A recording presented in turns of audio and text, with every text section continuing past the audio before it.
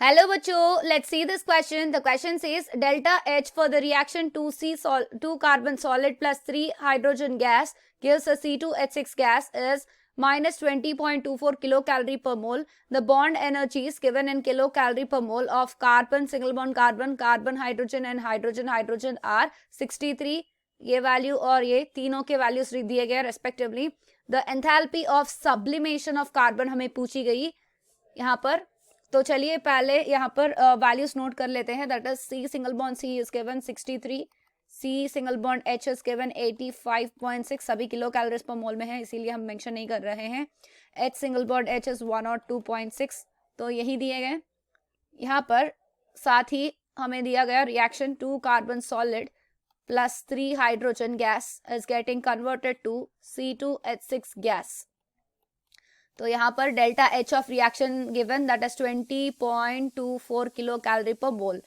तो as we know delta H of reaction will be equal to sigma, that is sum of bond energies of reactants minus sum of bond energies of products. तो यहाँ पर value substitute कर लेते हैं. तो यहाँ पर bond energy of reactants will be equal to 2 into delta H of sublimation plus 3 into bond energy of, क्योंकि यहाँ पर कार्बन इस सब्लिमेशन को में जा रही है तो बॉन्ड एनर्जी ऑफ हाइड्रोजन.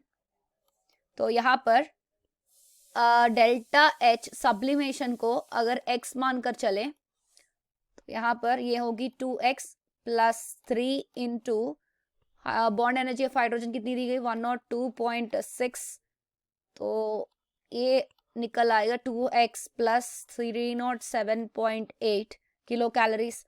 तो हम कैलकुलेट करेंगे बॉन्ड एनर्जी ऑफ C2H6 में 1 C single bond C plus 6 C single bond H होंगे. तो इसकी बॉन्ड एनर्जीज कैलकुलेट करें तो that is 1 into 63 plus 6 into 85.6, तो हमें मिलेगा 576.6 किलो कैलोरीज.